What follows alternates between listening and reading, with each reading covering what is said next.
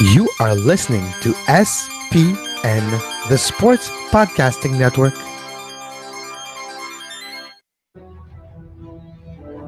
Termina next to Schwarzenegger.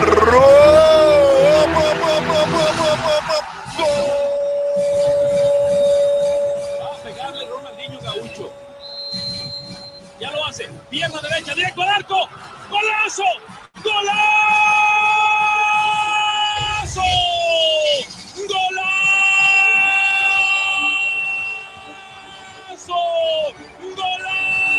This is Soccer Today, live on SPN Radio, your new live show about the beautiful game in all its glory, with Duane, Rollins and Kevin Laramee. MLS, EPL, La Liga, Champions League, all is fair game. Powered by the Sports Podcasting Network. Visit us at sportspodcastingnetwork.com. And good day, good night. Welcome to Soccer Today. Kevin Laramee joined by Duane Rollins on the phone. We tried to connect, but plan B sometimes is the best plan. Duane, how you doing today? Good. I want to throw the laptop against the wall, but that's okay. Don't do that. Don't do that. Don't do that. Don't do that. Yeah.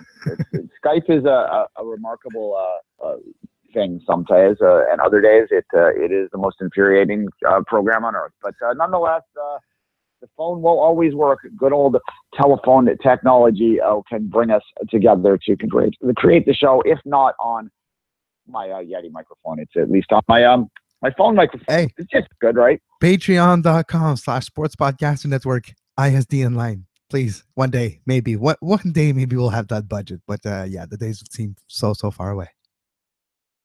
There you go.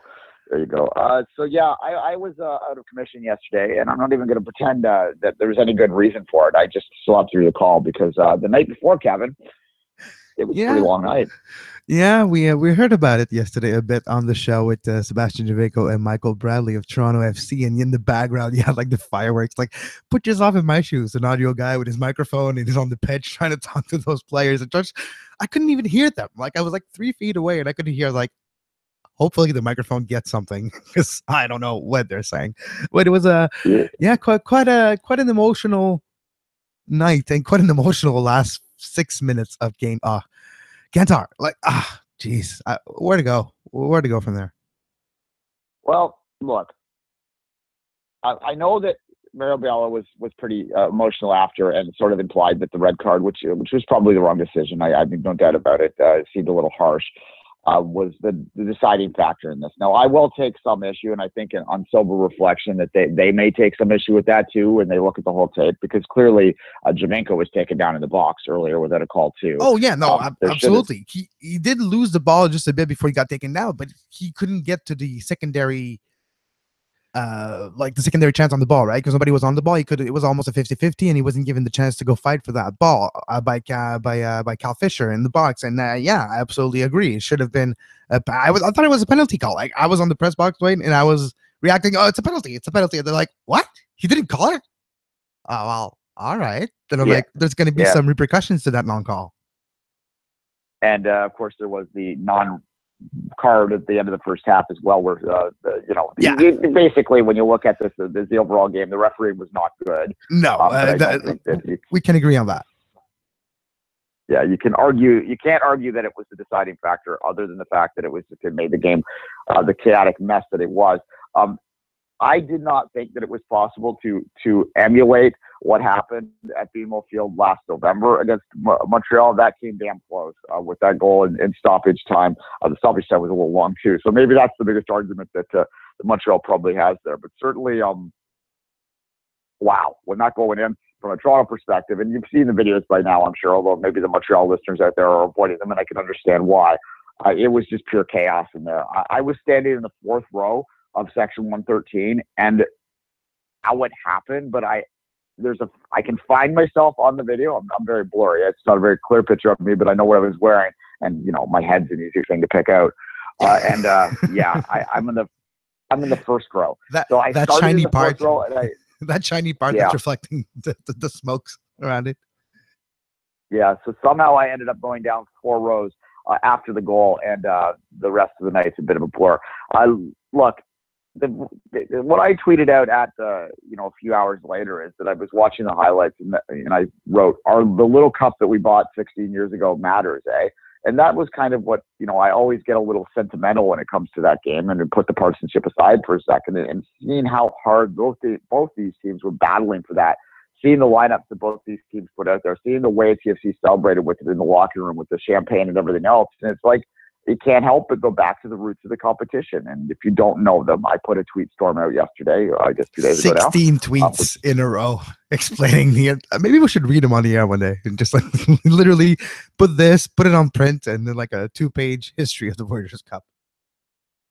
Yeah, and I've written about it several times. Dennis Legato has an article on MLSsoccer.com as well, quickly put, if you don't know by now, I don't know what you've been listening to all these years, but it's a fan-bought purchase trophy.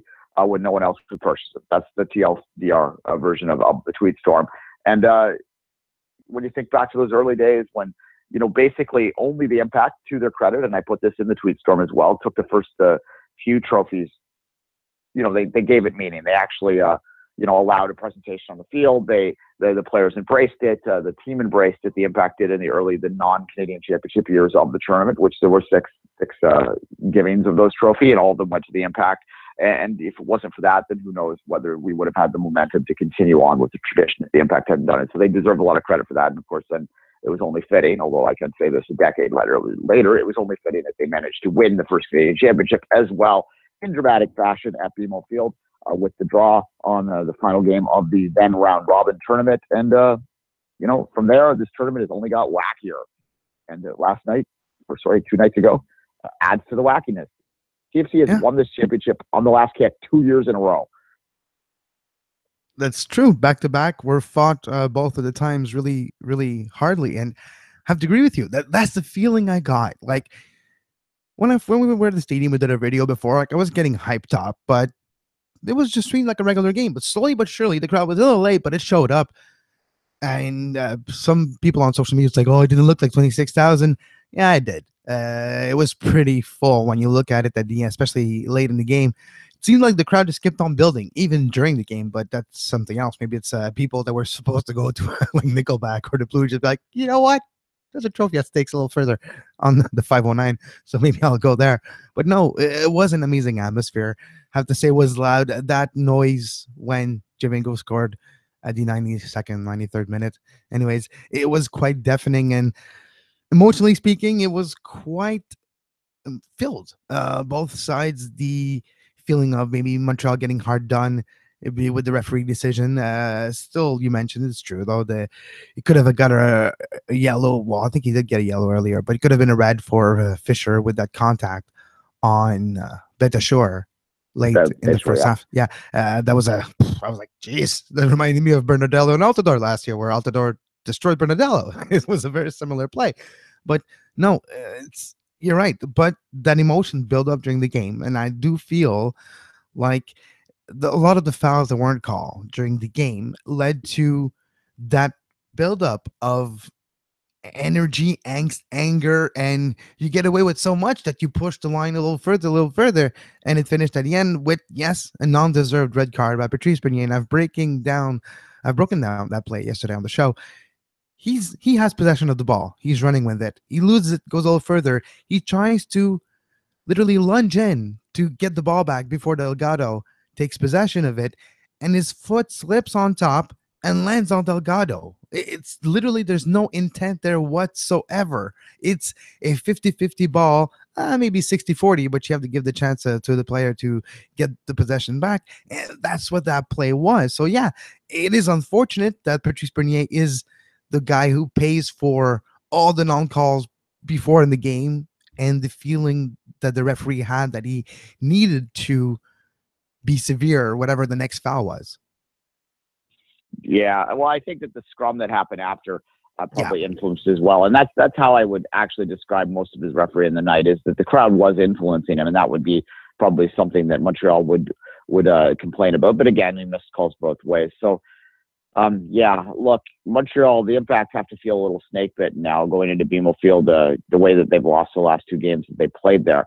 having gone ahead in both cases, and in both cases having TFC come from behind to win is got to be something that's frustrating them. But I will say this from a perspective from TFC, the reason I think these games are so good is because the emotion of it obviously plays a big role, but the tactics and this way that the two teams match up against each other makes, I think, for a very good matchup. There's teams out there that TFC can play that might have equal talent to the Impact, but they tactically play a little differently and their strengths are a little different.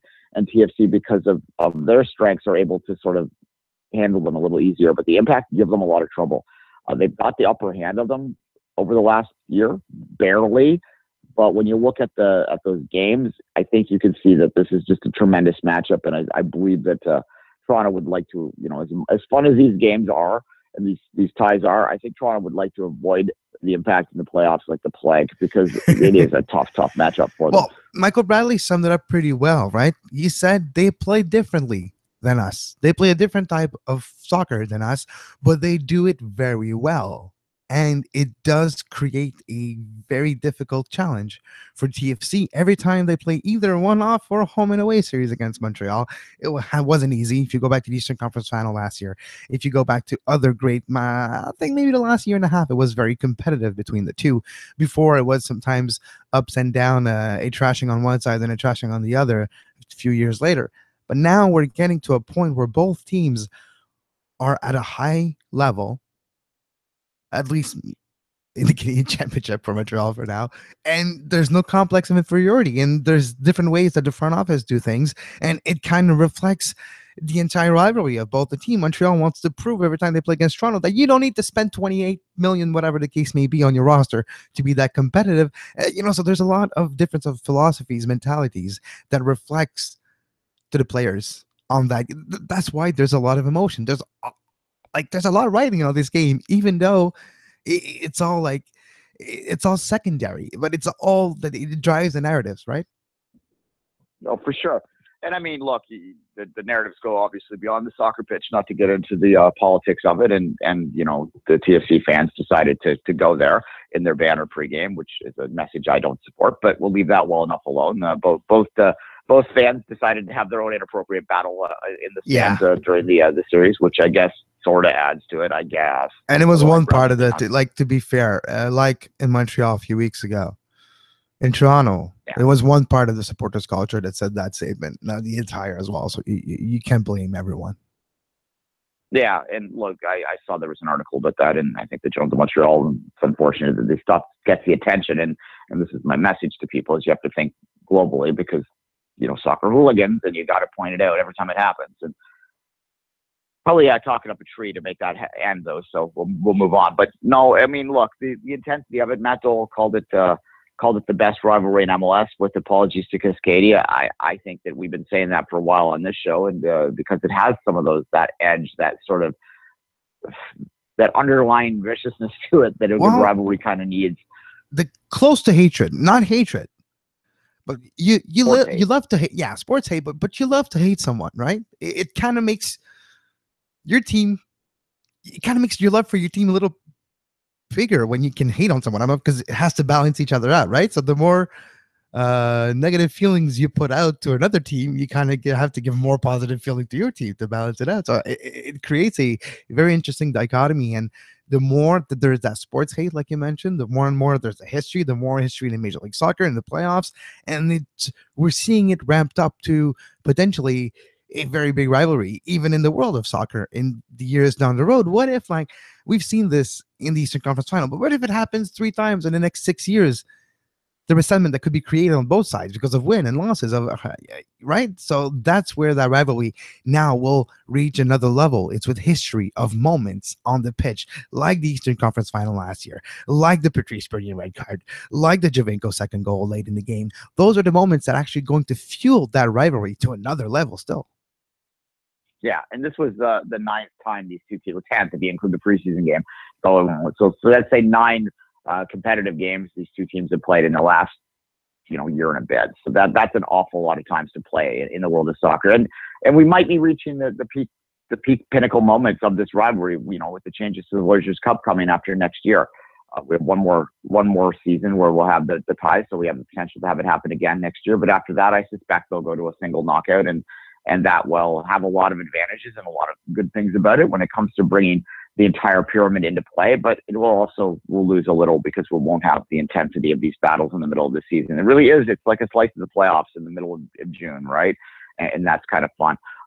Kevin, with the last few minutes left in the segment, let's look at the individual performances a little bit in this game.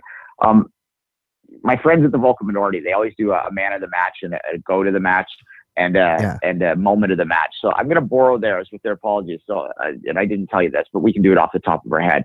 If you had to name a man of the match, where would you go with that? Maxime Krippel, game of his life. Best game he ever played in a professional kit, by far. Kept Montreal in the game throughout the game. Goals were not his fault. If you have Javinko 8 feet from the goal with the ball, what do you want to do? But outside of those, great game by Krippel. Saved some definite goal. And I have to say, for me, man of the match. Certainly there was that one point blank that everyone thought was going in that reminded us of the Stephen Fry save from last year in the MLS Cup final. My man of the match would be Michael Bradley. Okay, I'm going to do a caveat with that.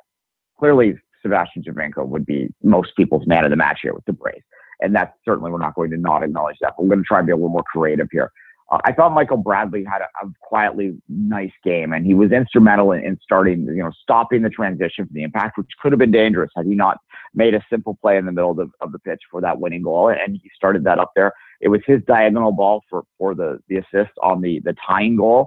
Both those plays, plus just some smart play, some tidy play in the midfield all game long, would make Michael Bradley my man of the match beyond the obvious Sebastian Javinko. So the moment of the match, I'll continue on for that. And this is when you break it down to a single moment. And obviously Javinko scores the winner, and that's going to be your obvious answer. But I'm going to break that down even further in the play that I just mentioned. It's when Michael Bradley stopped the transition with just a very simple positional interception that he made in the middle of the pitch. That got Montreal flying forward. It gave Toronto the numbers to try and attack for that one final time, and we all know how it ended. Your moment of the match?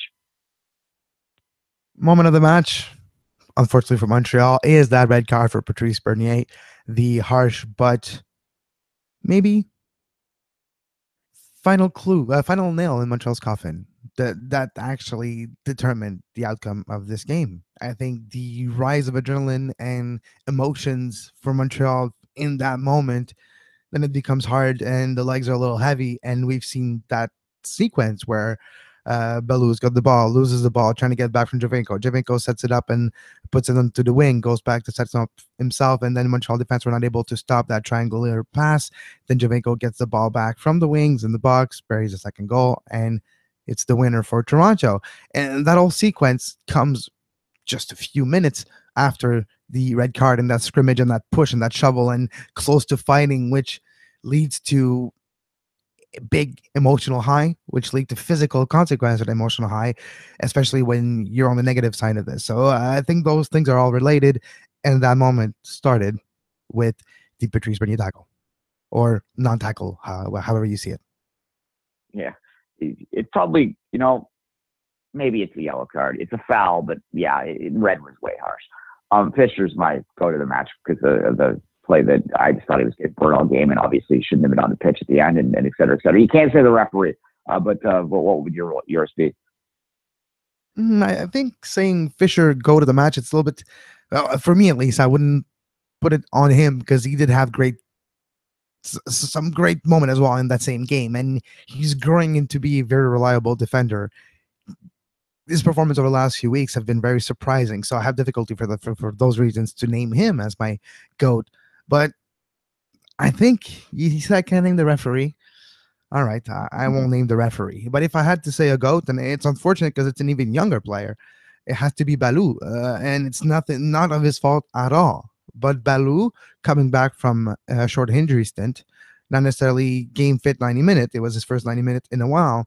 And late in the game, he was having trouble creating space for himself on the wings because of, fatigue was getting into be a factor, especially with the amount of games played lately. So Belou was used 90 minutes because of necessity, even though he was not necessarily in the best form to play 90. And you did see that on the moment of the Sebastian Javinko goal where Baloo loses possession to Javinko, tries to get it back, and there could have been a foul there if Javinko would have do what he does usually and flop and lost the ball in the midfield. But no, he stayed up, moved the ball forward, created the play that eventually led to him having the ball back in the box to score. So it's unfortunate, and it's maybe unfair for me to put the onus of the GOAT, like you would say, on a young Balutabla, but that sequence is the GOAT for me. All right. Biello might get an honorary nod for me too, because I think maybe he could have adjusted a little bit earlier to try and, it seemed to me, at least in the stands, that they might have been playing for extra time, maybe even penalties from about the 80th minute on, and maybe that ended up biting in the butt, but that could have just been fatigue too, because Montreal did play later in the weekend than Toronto did and were on less rest. So hard to say. But nonetheless, Daniel Squizzato called it another instant classic on MLS Soccer, and hard to argue with that. Heartbreak for Montreal again, but heartbreak is in any instant classic game is going to have some heartbreak for someone. And this is something I'll remember for a while, being in that stand when that goal went off. And there's great video out there that they've taken the commentary off, and it's just the sound, the roar of the crowd and the shaking of it. It's pretty fun. Also, there's a great video out there. Not that I'm a Nickelback fan. We make fun of Nickelback a little too much. They sell a lot of records. Obviously, people like them. Not my cup of tea, but nonetheless, someone shot from the Nickelback during the encore, the fireworks started. So there was a nice little symmetry there for the Nickelback fans. They got a bit of a free fireworks show while they were listening to generic rock music. Yeah, the generic rock. All right, Dwayne. Let's take a quick break. When we come back, U.S. Open Cup, because a lot of drama last night across the United States.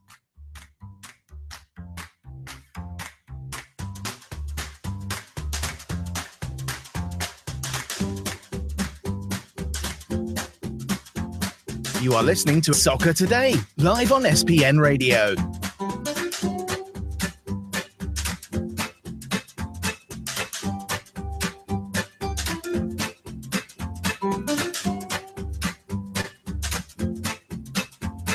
Visit sportspodcastingnetwork.com for more. Penalties, Dwayne. Upsets. Underdogs.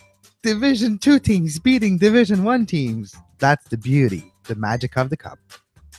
The magic of the cup, which is kind of good in the U.S. Open Cup sets, because we don't always get a lot of magic in the U.S. Open Cup. It often goes by chalk pretty often. You can tell which teams care about it and which teams don't. It generally is kind of predictable in my mind anyway. But from that amateur team, what was their name again? Christos FC. Yeah, Christos. Christos FC. Christos. From that, they added some early spikes, but now we have Cincinnati and Miami. And a lot of people are focusing on Cincinnati because of the big crowds, and I could understand why. Certainly, they've upset a couple teams to get here, and they will be playing Miami in that quarterfinal, and the draw is already out there. I think Miami's the more interesting story, though, here, because I don't think, as much as Cincinnati's had a nice little run in this tournament, and they're putting some good crowds in there, I think Miami is the team that might actually have the best chance from the lower divisions to actually end the, what is 1999? Well, how many years are we looking at here? 16 years since they, that would be 18. That would be 18. Dwayne. 18 years. Yeah. Hashtag math. Hashtag math. Hashtag math. Yeah. Last the Rhinos, in Rochester in 1999 was the last non-Major League Soccer team to make it to win the Lamar Hunt U.S. Open Cup. And I believe it's been 6 years since there's even been a lower division team in the semifinals. 2011, I believe, is the last time that happened. Well, so certainly that will for sure happen this year, though, because Miami is going to play FC Cincinnati in the quarters. So there's one NASL team. One ASL, USL. So NASL, USL are battling for one spot in the semifinals of the U.S. Open Cup, and that will be interesting. But you mentioned Miami beating Atlanta 3-2 in regular time, no penalties involved, an outright win against Atlanta, and it was surprising too for many reasons. It was Alessandro Nesta. It's been like low profile, no controversy, slowly like learning his chops and working on becoming a head coach. And now, like, there was an article yesterday, or I think it was on ESPN or The Guardian, I can't remember where, we're talking about how, well, he's becoming, slowly but surely, he's actually becoming a good coach. And that's interesting. Who knows? Maybe he's going to pop up in Major League Soccer or a little bigger market, bigger league or somewhere in the world soon enough. But Miami 3, Atlanta 2. Yeah, and look, it begs some questions about this David Beckham Miami situation. No, because of the philosophical differences between the NASL and MLS, it's hard to see this Miami group agreeing to, be part of an MLS bid. But at the same time, if they're truly going to be successful commercially off the pitch, you would think that they would need to attach themselves to MLS at some point. And then that also begs the question, can two teams survive in Miami? Lots of stuff getting there. No. Yeah, it seems unlikely. But look, with the Oklahoma too. But it is, I don't know. But I was surprised with the images of this win and like the highlight package and stuff. Bigger crowds than I expected, and slowly but surely, like the way this team was maybe formed, and it was quickly formed. It was like announced, and 2 weeks later, it was operational. Maybe it rubbed some people the wrong way, but now it seems like they're the biggest team in the NASL. They're maybe carrying this league on their shoulder. We'll see where they land in the future. But even though they weren't part of the expansion process in January, doesn't mean they won't be part in the next one. Yeah, well, there's already rumors they're going to move that up a little bit. And with Cincinnati's performance as well off the pitch, obviously their on the pitch helps, but their off the pitch performance with their 30,000 plus crowds. Interestingly enough, the Cincinnati Reds, the Major League Baseball team, was playing at the same time, and their stadium was half empty while there were 30,000 people watching a soccer game in the same city. Sort of speaks to changing demographics a little bit there, although a one-off is a little bit different than 160. It's a one-off, but I'm sure, Duane, if we look at, statistically speaking, the amount of baseball diamond in the United States being converted to soccer field, I'm sure we have a stats and the topic for a show there some way. So someday maybe too. Yeah, so just an interesting little bit of a dichotomy there. But look, two great stories here in different ways. The Miami situation, the other thing too, when we look at their season last year, they were terrible. They were terrible on the pitch. So they took a while to figure things out. But once they did, they've obviously very quickly gone to the top and seem destined to probably win the double there in both seasons in the NSL. I suspect they'll be the favorite with the Cosmos no longer quite being the Cosmos. And no one else really jumping up. Hell, the Deltas are in second place in the NASL right now. So that's pretty something. Hey, Mark Dos Santos, coach of the Deltas, Canadian coach, has been named in one of the best 25 coaches in North American soccer. So that's another feat of accomplishment, or another interesting achievement or award or recognition for Mark Dos Santos that he can put in his resume now. Yeah, it'd be interesting to see what happens to Santos next, whether he gets an MLS look, whether he even wants an MLS look, I wonder, or whether someone might throw. If I'm an owner in the CSL, maybe I throw CPL, I should say. Can't believe I did that, Freudian slip. I would be maybe throwing some big money at DeSantos to try and run my team, but he might have ambitions beyond that. Perhaps even, he speaks about 3 different languages too, I believe. So he has lots of options around the world. He's a very much up and comer there. We've talked about him before. I've had him on the show before. Yeah, Kevin, the one thing I will say that the tinfoil brigade was out, of course, last night in full status with these upsets, trying to point to them as illustration of why there needs to be an open pyramid because clearly we're holding these teams back. I mean, ignoring the fact that the last 18 U.S. Open Cup champions have come from Major League Soccer and any other evidence like that, the outliers proves their point. And last night was just around a 16, by the way. There's still the quarters and the semis before we even talk about a game for the trophy. So still a long ways to go for Miami and Cincinnati. And unfortunately, only one of them are going to continue post quarterfinals because they're facing each other. So one of those teams that still have a long way to go before they can actually start thinking about playing for a trophy. Precisely. The tinfoil brigade almost make it easier to cheer for the MLS teams against the underdog teams. It's like an opposite thing there because you just want to listen to them. But no, not quite. I think that this is going to be an interesting story. It's good. That's the question. People were debating this on Twitter last night. Would you rather that these two teams be playing two different, be drawn in two different brackets and they didn't have to play each other, or is it better that there will be a guaranteed semifinalist from the lower divisions? I think it's probably, in my mind, it's better to have the guaranteed semifinalists because we're going to have a story regardless to the semifinals. I think there's a good chance that maybe both would lose if they were drawn into to get. That's a risk. That's a big risk because on a 16, let's face it, the MLS signs last night were not necessarily all the A sides. A little experimental, yeah. Exactly. And same for Cincinnati, though. Cincinnati had 7 starters that are normally not in there. The choice starting 11 for Alan Coach. I never really know how to pronounce. I'm French. So sorry for that one. It's okay. But so the Red Bulls, Philly penalties there as well. The Red Bulls winning, maybe expected win against Philly, but Philly did push hard on this one, 5-3 on penalties. The Galaxy 2 against Republic FC, a California rivalry game, kind of, but Sacramento had trouble on the road against the Galaxy. And the last game last time was San Jose and Seattle, a Pacific Northwest versus Northern California, two regions that are close to each other, always have a bit of a rivalry because of two different views on pretty much everything. San Jose 2, Sounders 1.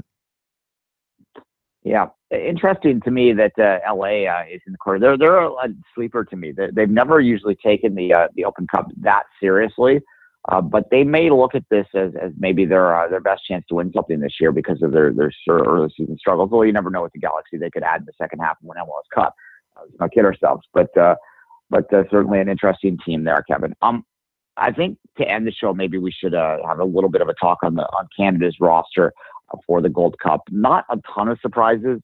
We all sort of expected Kyle Lauren to be left off. We've heard it be reported that they will, in fact, rebring him up to the second round if Canada were to qualify, and that's a big if. It's been, they haven't this decade, so I wouldn't, count our chickens there. But Will Johnson was left off. Perhaps that's a bit of a surprise. We knew Teshi was going to be left off already because he wasn't on the preliminary roster. Anything jump out at you? Patrice Bernier making the roster for the Gold Cup is very interesting to me. I think it's the continuation. He's going to be rooming with Davies. I think that's his role. He's Davies' mentor at the national team, and I think that Zambrano pretty much is really counting on Patrice Bernier's professionalism, the way he handles himself, his body, how of a great professional, quote unquote, you would say Patrice Bernier is, that rubs off on Davies at a young age to set him off in the right path, in the right direction for a player. And that's very interesting to me. I think Maxime Crépeau, hopefully he actually gets some games and playing very well. And, well, he's maybe Canada's second best goalkeeper right now. So that's another positive. And Anthony Jackson, with his great performance in Major League Soccer over the last few months, has changed the course. And now a full-fledged, pretty much member of the national team. So, no, those are positive for Montreal players that have been called upon for this summer's Gold Cup. Yeah, look, Marc-Anthony Kaye making the nod, another one success story right there. For sure, a guy that I think is an illustration, exhibit 1A of why we need a Canadian Premier League, because this is a guy that, didn't slip through the cracks at TFC Academy. He just didn't fit. And there was nowhere else for him to go, so he had to go to, well, I guess there was. He went to Louisville, but a lot of people would look down their nose at a USL, but he's gone and he's battled hard and he's managed to keep himself into the national team scene. And I think that rather than, sort of looking down our nose, as I said, about a USL player being on that roster, I think we should celebrate it. The fact that this kid has continued to fight through it. It's almost become expected now, so we ignore how fast, how amazing Raheem Edwards' rise has been. True. To get to it's not even a question that he was going to be named to that national team, but that is certainly a great story that continues to build this year. So lots of young players there. Jonathan Ozero makes his return, so ball's in his court now. Benito's gone. Yelling for that. Yeah, Benito's gone, and with that is maybe maybe we actually can say that there was a resentment on Benito's part towards Osorio's play or something. So we'll see how that return to the national team for Osorio works this summer, and I think it's very positive there. And you were talking about Marc-Anthony Kaye, and there's a player that I really like his dedication, his work ethic, plays for the Switchbacks, Colorado Springs in the USL. That's Master Kashai. I think maybe he's on the same path as a Marc-Anthony Kaye, and he's been tearing it up down there. So he's been doing it with the FC Montreal too, but to a higher level now with Colorado. So I do feel like a player like him, maybe in the next cycle or the next few friendlies, should maybe been given a look like Marc-Anthony Kaye has. Yeah, and obviously, if we're going to be playing a lot more games in the new year, and apparently, by the way, that there is a report coming out of Nicaragua, but it hasn't been verified through Canadian sources yet, that Canada will play back-to-back friendlies against them in the lead up to the Gold Cup. It makes sense that they probably would be trying to find a dance partner for for a preview game in the next week or so. Don't know if that'll be on television or anyway. They'd probably be closed for friendlies actually, but nonetheless, a couple games to warm up for the Gold Cup. Starting to get a little excited by it. I was thinking about it the other day. It's always fun to watch Canada in a tournament, even if it's sometimes not fun, if that makes sense. It's always fun to watch our national team. Doesn't mean that it's enjoyable. Exactly. It's always one day death will spare us from this burden. Anyway, July 9th, we'll have exclusive coverage of it on the Sports Podcasting Network on Soccer Today, as well as the Women's European Championship, which I will be doing coverage on. So lots of international soccer coming on in the near future. Kevin, any final thoughts? No. Confederations Cup yesterday. Chile beat Portugal in penalties. And what's with people putting their best players fourth or fifth because they want them to have the glory of having the winning game, like the game-winning penalty? Just make sure he goes early so he gets the penalties in. But no. Bravo, Claudio, for yesterday instead of Claudio Bravo. Yeah, bravo. You can replicate that form in your club team. It'd be lovely. Anyway, we'll watch Mexico, Germany with interest. It's this afternoon. We'll talk a bit about that tomorrow probably. But in the meantime, until then, Kevin, as always, say goodbye. You can follow Duane on Twitter at 24th Minute and myself at Kev Laramee at Soccer Today SPN. And the network is at sports.net, sportspodcastingnetwork.com for every on-demand versions of all the shows that we produce here on the network. And as always, until tomorrow, I'm Kevin Laramee and have a great soccer. You were listening to SPN, the Sports Podcasting Network. Visit us, sportspodcastingnetwork.com.